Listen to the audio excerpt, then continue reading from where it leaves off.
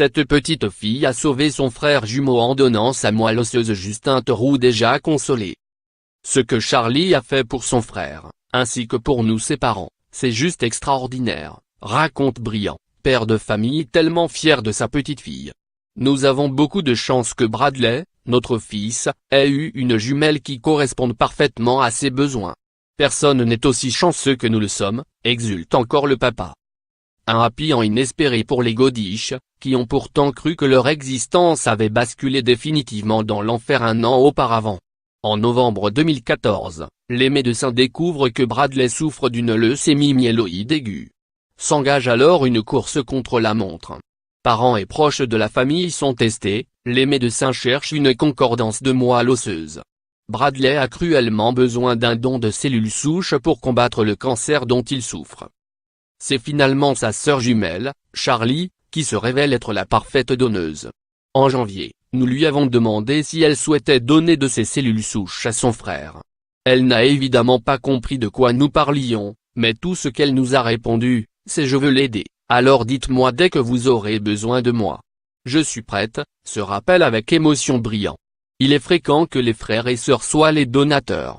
Charlie est venu renforcer la règle. L'opération, calée pour février, s'est déroulée à merveille, tout s'est extrêmement bien passé, précise le chirurgien. Charlie a subi une anesthésie générale et se porte très bien depuis. Le médecin précise néanmoins que le patient donateur souffre dans les 36 à 48 heures suivant l'intervention, mais que cela ne dure pas. En France, pour s'inscrire sur le registre des donneurs volontaires, il faut avoir entre 18 et 50 ans et être en parfaite santé, ne prendre aucun médicament de façon chronique. Le don est anonyme, gratuit et volontaire.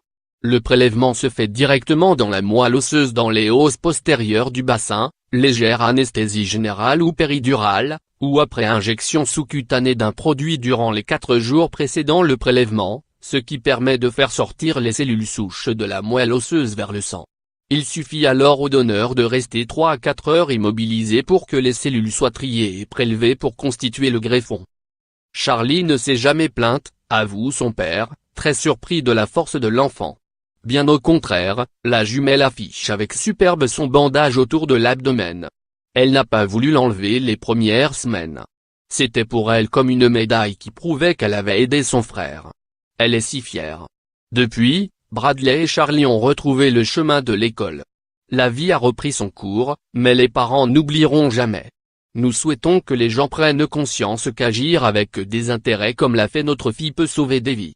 Cela nous a aussi prouvé combien sont précieux l'amour et la vie, mais nous ferons en sorte que nos enfants n'oublient pas non plus que la vie n'est jamais totalement acquise.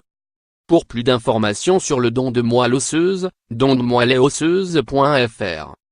Cet article est issu du Closet C'est leur histoire numéro 26.